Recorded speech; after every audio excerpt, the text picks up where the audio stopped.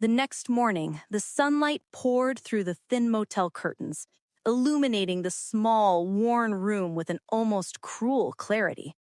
I sat on the edge of the bed, coffee in hand, replaying the steps I would take. There was no room for hesitation. Every moment I delayed was a moment he gained. My father's funeral was behind me. My grief had been exploited, and now I had to act. Mark had agreed to wait outside while I approached the apartment. I took a deep breath, feeling the crisp air of the coastal morning fill my lungs. The world was calm, almost indifferent, while my internal storm raged. The walk from the car to the building felt longer than it was. Each step weighted with a mix of dread and resolve. When I reached the door to apartment 3B, I hesitated. My knuckles hovered over the doorbell. I could almost feel the tension vibrating beneath my skin, my heart thumping so loudly I was sure he would hear it through the walls. Finally, I pressed the button. The chime echoed inside, and I took another breath, steadying myself for what I might find. There was movement inside, and the door cracked open slightly. David's eyes met mine, surprise flashing across his face, quickly replaced by a mask of calm. He looked different. The meticulous, confident man I had known seemed smaller now, vulnerable even, though he tried to hide it. "Emily," he said, his voice even but tight, "I didn't expect you to find me." "I expected nothing less," I said quietly, my gaze unwavering. "I needed to know why." He hesitated, shifting his weight, avoiding my eyes. "Emily, it's complicated." "Complicated," I repeated, my voice rising just enough to convey my disbelief. "You disappeared the day after my father's funeral, David? You took tens of thousands from our accounts. You left me alone, grieving, vulnerable, and now you call it complicated?" He flinched, and for a brief moment I saw the man I had loved, the man who had promised loyalty, now crumbling beneath the weight of his own actions. But I didn't let pity soften my resolve. "You owe me an explanation," I said, stepping closer, letting the anger simmer beneath the surface. I was in over my head, Emily. The debts, the investments, I thought I could fix everything before you knew. I didn't mean to hurt you. I panicked." Panic. That word didn't even begin to capture the betrayal, the calculated timing, the emotional devastation he had caused. "You panicked?" I echoed, disbelief thick in my voice. "You vanish? You take what isn't yours? And that's panic? What about me? What about Dad's funeral? Do you even understand what you've done?" David's shoulders slumped, and for a moment I allowed myself to notice the guilt etched into his face. But it wasn't enough. Guilt without action was meaningless. I don't know what to say," he murmured. "I just wanted to protect you. I thought if I left and handled it alone, I could fix everything." "Protect me?" I repeated, incredulous. "You think abandoning me, leaving me alone with grief, and stealing from me is protection? That's not protection, David. That's betrayal. That's selfishness." He opened his mouth, hesitated, and then finally said, "I see that now. I didn't think it through." I stared at him, trying to reconcile the man I had loved with the one standing before me. There was pain in his eyes, yes, but it didn't erase the months of trust shattered in a single day. I felt a surge of something I hadn't felt in weeks. Clarity. This was not about him anymore. It was about me, reclaiming my life. "I'm not here to argue anymore," I said, my voice steady, measured. "I'm here to make sure there are consequences. You need to fix this, not just for me, but for yourself. And if you can't, then I will. I will make sure what you did doesn't go unanswered." He nodded slowly, understanding, perhaps for the first time, the gravity of his actions. I'll do whatever it takes," he whispered. "Good," I said, stepping back. "But know this. I am not the woman you can manipulate or abandon anymore. I have lost too much to let this happen again.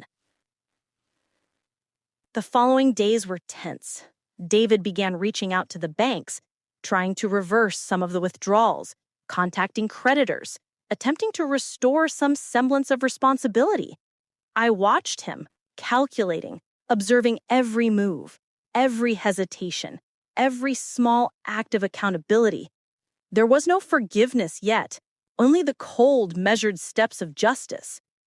Mark stayed close, offering support and guidance, helping me navigate the legal and financial aspects.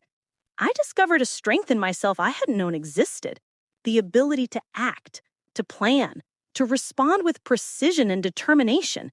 Each phone call to the bank, each confrontation with creditors, each careful conversation with authorities reminded me that I was not helpless. One evening, as the sun dipped below the horizon, I sat on the small balcony of the apartment complex, watching the light fade into the water. David's attempts to make amends had begun, but it was not enough to erase the betrayal. I realized that while he could attempt to repair the material damage, he could never undo the emotional wounds, the trust that had been shattered so completely. And yet, in that quiet moment, I felt something else. The first stirrings of release, of healing. I had faced him, I had demanded answers, and I had reclaimed control of my life. The betrayal was still there, but it no longer had power over me. I knew the path ahead would be long: legal battles, financial restoration, emotional rebuilding. But for the first time in weeks, I felt a glimmer of hope. I would survive this, not because of David, not because of anyone else, but because I chose to rise, to reclaim, to heal. The road was not over. But for the first time since the funeral, I felt the first flicker of peace. The knowledge that I was no longer a victim of his choices, but the author of my own recovery. The next week was a blur of phone calls, emails, and carefully orchestrated steps. David had returned some of the stolen money to the account, but not all, and I wasn't willing to trust him completely. I worked with the bank to trace every transaction, ensuring that what remained could be reclaimed. Each call I made, each document I signed, strengthened a part of me that had felt broken and powerless. Mark was my anchor. His calm, unwavering presence reminded me that I wasn't alone in this fight. "You've got this, Em," he said one evening as we went through the latest bank statements. "You're stronger than you think." And he's learning that actions have consequences. I nodded, trying to focus on the practical steps, but my mind couldn't escape the emotional residue of David's betrayal. I thought about the night he vanished, the empty driveway, the way my father's absence had already left a hollow ache in my chest. I had trusted him to be there, to support me, and instead, he had chosen himself. The apartment where he had been hiding out had become almost symbolic, a physical manifestation of his avoidance, his cowardice. I didn't want to just reclaim money. I wanted to reclaim my sense of stability, my dignity, my life. Every document I gathered, every phone call I made, every plan I laid was part of that reclamation. Then came the confrontation I had been waiting for. David had agreed to meet me in a neutral location, a small cafe in Clearwater. When I arrived, he was already there, hands folded tightly on the table, eyes avoiding mine. "Emily," he began, his voice low, hesitant. "I know I don't deserve your forgiveness, but I wanted to—" "You don't get to speak for me," I interrupted, my tone firm. "I don't owe you forgiveness. Not yet. Not after what you did." He nodded, swallowing hard. "I know. I want to fix what I can. I want to make it right." I studied him carefully. The man before me was the same man I had loved, but diminished somehow, stripped of the arrogance and certainty he had once carried. I realized that the power balance had shifted. He was vulnerable, and I was no longer the frightened, grieving wife. "I'm listening," I said cautiously. "But know this, you must do more than words. Actions, full transparency. everything. He agreed, and over the next few hours, he disclosed everything: the financial mismanagement, the debts he had hidden, the schemes he had thought would resolve themselves. Every confession was a blow, but also a relief. Finally, I had the truth. I could see the full scope of what I was dealing with, and that clarity allowed me to act decisively. By the end of the day, we had outlined a plan to return all remaining funds, settle debts, and inform those who had been unknowingly affected by his actions. He would face legal scrutiny if necessary, and I made it clear that I would not hesitate to pursue full accountability. Driving back to the motel, I felt a strange mixture of exhaustion and empowerment. I had stared betrayal in the face, confronted the man who had abandoned me, and taken steps to reclaim control over my life. I realized then that betrayal, as painful as it is, can also be a catalyst, a force that, if harnessed correctly, can lead to unexpected strength. The following weeks were consumed with paperwork, calls, and meetings. Friends and family offered support, but I also felt a quiet personal satisfaction in handling things largely on my own. Each step, each victory, small or significant, reminded me that I was capable of resilience, that I could rebuild even when the foundation I thought solid had cracked. Then came the moment of finality. David returned the last of the money and agreed to step back entirely from my life until the debts were settled and the accounts reconciled. We met one last time, not as lovers, but as two adults navigating the consequences of choices made. "I'm sorry," he said softly, eyes downcast. "I never should have left you. I never should have taken advantage of your grief."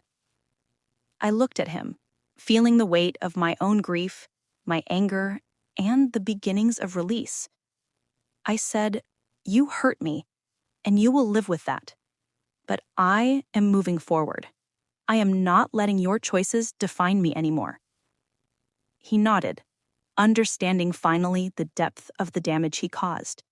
And for the first time, I felt the tight grip of anger begin to loosen, replaced by clarity. I was reclaiming not just my finances, but my life. My grief for my father remained, but it no longer had the shadow of David's betrayal looming over it. Returning home after the long trip, I walked into my house with a strange mixture of familiarity and newness. The rooms smelled like home again. The familiar warmth of furniture and personal belongings comforted me. I had survived the betrayal, confronted it, and reclaimed my dignity. Sitting down in the living room, I allowed myself a quiet moment. I thought about my father, the grief I had carried, and the lessons life had thrust upon me. Betrayal had come unexpectedly, but I had met it head-on, with clarity, with strength. And I realized that in surviving this, I had found a deeper resilience within myself, one I hadn't known existed. The weeks after David's final departure were a strange mix of relief and emptiness. Relief because the immediate chaos was behind me. Emptiness because the person I had relied on most had been the one to break me. I spent my mornings quietly, drinking coffee at the kitchen table, letting the sunlight spill across the worn oak surface my father had loved so much. The smell of cinnamon from the candle I lit each day felt comforting, like a small thread tying me back to stability.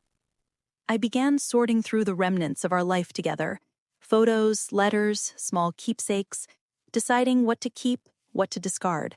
It was more than just tidying, it was reclaiming my space, my life, my sense of control. Every photo I returned to its rightful place, every letter I tucked carefully into a box, reminded me that I was no longer defined by betrayal, but by my response to it. Mark continued to be my anchor. He would visit daily, helping me organize financial records, offering quiet support, and occasionally sharing a light joke to lift the weight from the room. One evening, as we sat sorting through old files, he looked at me and said, "You've changed, Em. Stronger. You've faced the storm and you've come out of it standing." I smiled faintly, feeling the truth in his words. I had to. I can't let him or anyone else dictate my life. Not after everything. Slowly, I began to reach out to friends and family in ways I hadn't before. The initial weeks had been dominated by fear and anger, but now I craved human connection that wasn't built on crisis. I invited my sister over for tea, talked to neighbors I had long neglected, even joined a small community group at the local library. Each interaction reminded me that while betrayal had isolated me, the world outside was still warm, still capable of love and trust. One afternoon, I received a letter, not from David but from the bank, confirming that the last of the misappropriated funds had been returned. I felt a strange sense of closure as I read the formal words. The material loss had been restored, but more importantly, it was a symbolic gesture. The balance had shifted. Justice had been served in a small but meaningful way. Despite this progress, there were days when the emotional residue of betrayals surfaced unexpectedly. I would catch myself scanning the driveway, expecting to see him, or replaying moments in my mind where I should have recognized the signs earlier. Each time, I reminded myself, healing is not linear. The past doesn't disappear. It just becomes something we integrate into who we are. I started journaling again, something I had abandoned in the chaos of grief and betrayal. Writing became a way to untangle thoughts, to release anger without letting it consume me, to reflect on lessons learned. I wrote about my father, about David, about the resilience I had discovered within myself. Each entry was a testament to survival, a record of a life reclaimed from the shadows of deception. Then came a day when I realized something profound. I was no longer waiting. I wasn't waiting for David to return, for justice to be served, or even for life to settle. I was living, truly, fully, consciously living. I had endured loss, betrayal, and grief.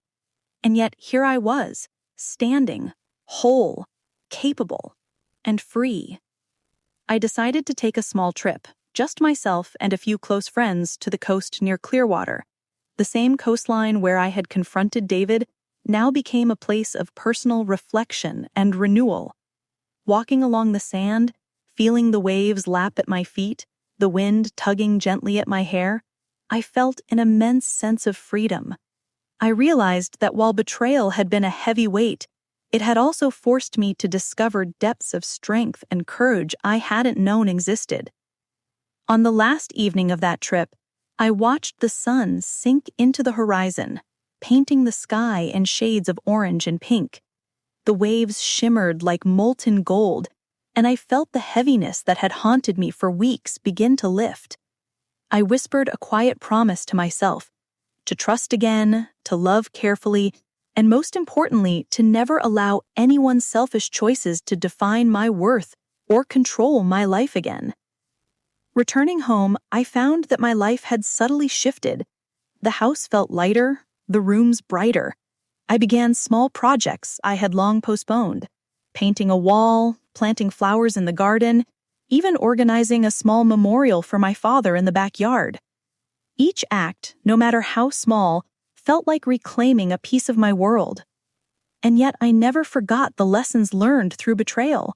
I was cautious, certainly, but also wiser. I had discovered the importance of financial awareness, of observing patterns of behavior, and of trusting intuition when something felt off. More than anything, I had learned that survival isn't about waiting for others to act. It's about reclaiming agency, no matter how dire the circumstances.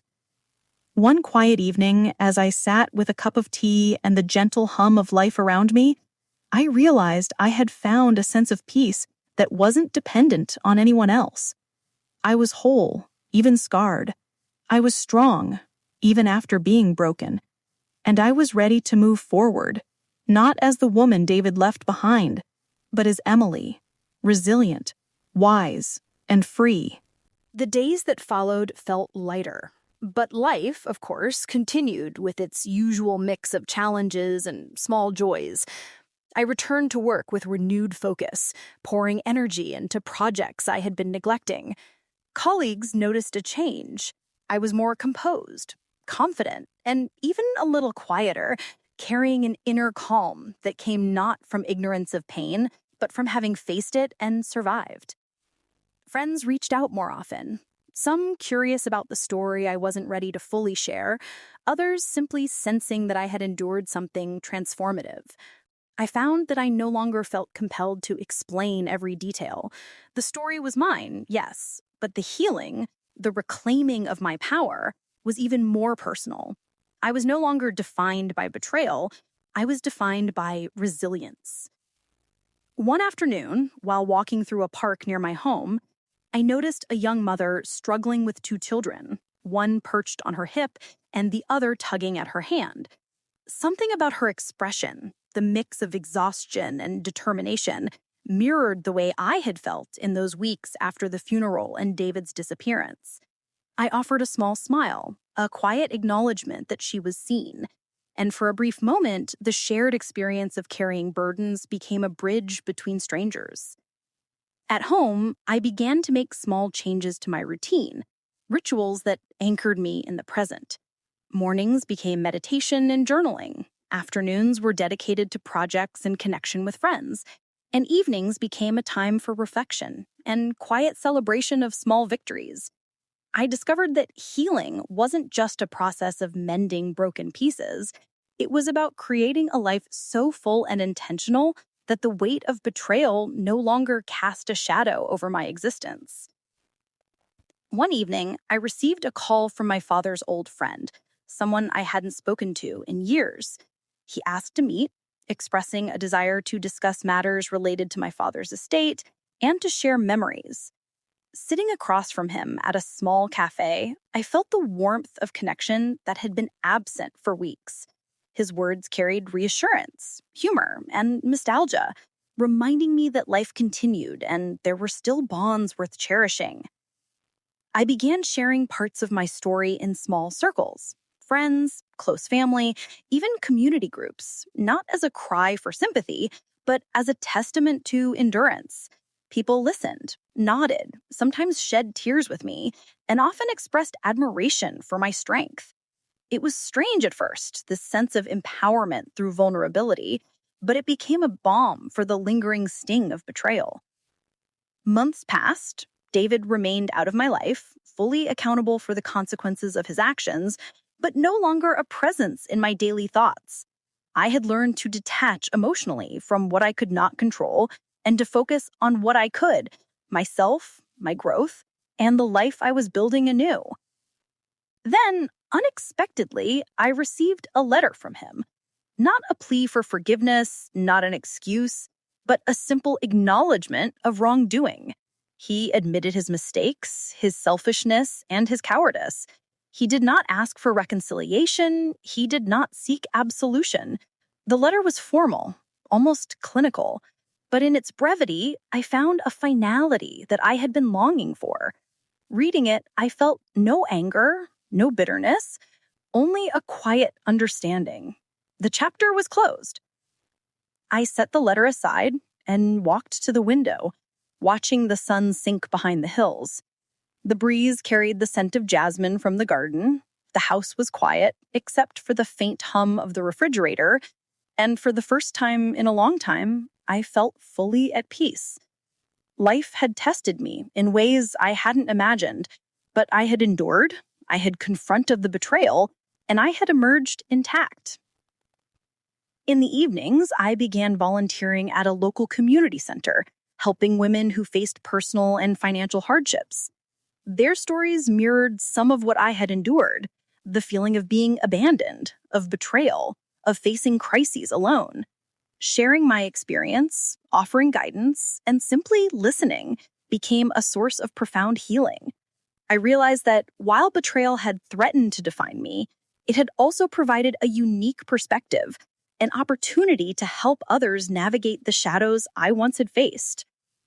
And through all of this, I rediscovered joy. I laughed more freely, savored simple meals with friends, took long walks without a shadow of fear following me, and allowed myself to hope again, cautiously, but genuinely. I no longer measured life by the absence of betrayal, but by the presence of resilience, kindness, and connection. Sitting at my father's favorite chair one evening, I looked around the house, feeling a sense of gratitude that had eluded me during the storm of recent months. The walls were filled with photos of family, small mementos of moments reclaimed, and reminders that life, even after immense loss and betrayal, could be beautiful. I whispered softly, almost to myself, I am whole. I am stronger. I am free. The sense of empowerment that had begun with confrontation in Clearwater now settled into the rhythm of daily life. I had faced the worst betrayal imaginable, and in doing so, I had unearthed a depth of courage, patience, and wisdom I never knew I possessed. I understood finally that survival wasn't about revenge or punishment. It was about reclaiming self, rebuilding trust in oneself, and moving forward with dignity.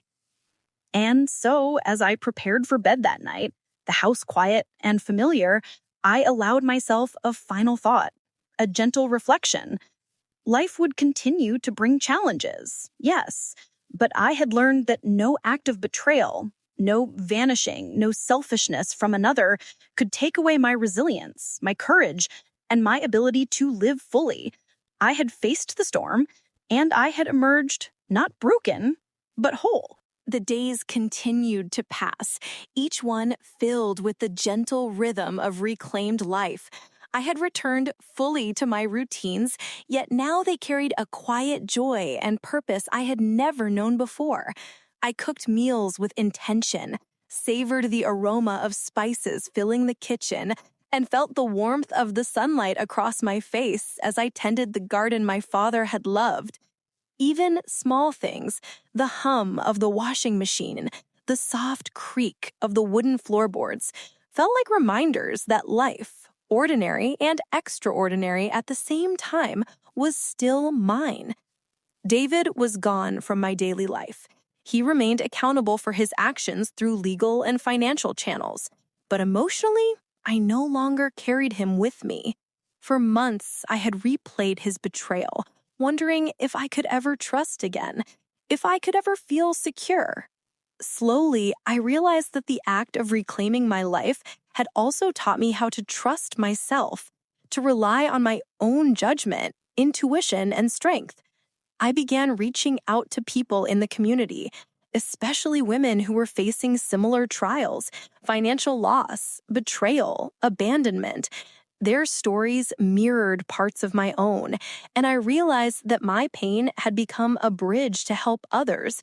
Sometimes simply listening, offering advice, or sharing a word of encouragement was more powerful than any material restitution. I felt a sense of purpose I hadn't known before, and it reminded me that resilience is not just personal, it can ripple outward, helping others navigate their own storms. One evening, while walking through the park near my home, I paused to watch children play, families gathering, the sun casting long shadows across the grass.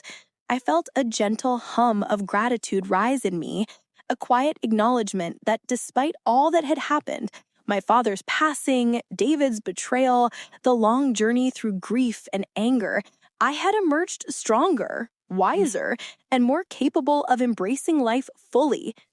Sitting by the window that night with the soft glow of the lamp illuminating the room, I allowed myself to reflect on the journey. I thought of the funeral, the empty house, the silence that once felt suffocating. I remembered the moment I discovered the betrayal, the confrontation in Clearwater, and the slow process of reclaiming both my finances and my dignity. And through it all, I understood a profound truth. Strength is not measured by the absence of hardship, but by the courage to rise, to face betrayal with clarity, and to move forward with grace. As I prepared for bed, I wrote in my journal, I am no longer defined by what was taken from me. I am defined by what I have reclaimed, my strength, my courage, my life. I forgive, not for him, but for me, so I can continue forward without carrying his weight. The night was quiet, the only sound the gentle hum of the world outside my window. And in that stillness, I realized that healing isn't a single moment. It's a process, a series of small, intentional steps that gradually built a life stronger than any betrayal could dismantle. I had learned that even when someone vanishes, even when trust is shattered, life continues, and so can we. And now, looking back on the storm I had endured, I felt a deep sense of empowerment. I had confronted betrayal, reclaimed control, restored what was mine, and most importantly, learned to trust myself again. The pain remained, yes, but it no longer dictated my life. I had emerged not as a victim, but as a woman who had faced the storm and found peace on the other side. So I share this story with you, not as a tale of pity, but as a testament to resilience. Life may challenge us, people may betray us, and circumstances may seem unbearable. But within each of us is the strength to rise, to reclaim, and to heal. Would you have found the courage to confront betrayal and reclaim your life, even when everything seemed lost? I hope my story inspires you to trust in your own strength, to face your storms, and to embrace the life waiting on the other side.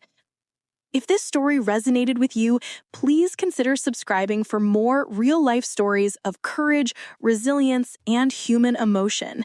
Your support helps bring these stories to life and reminds us all that even in our darkest moments, we are never truly alone. The lesson of the story is, betrayal and grief can shake us to our core, but confronting hardship with courage, reclaiming agency, and focusing on personal growth allows us to emerge stronger, wiser, and capable of true healing. Forgiveness is not always for the betrayer. It is for the self, to move forward without carrying the weight of another's actions.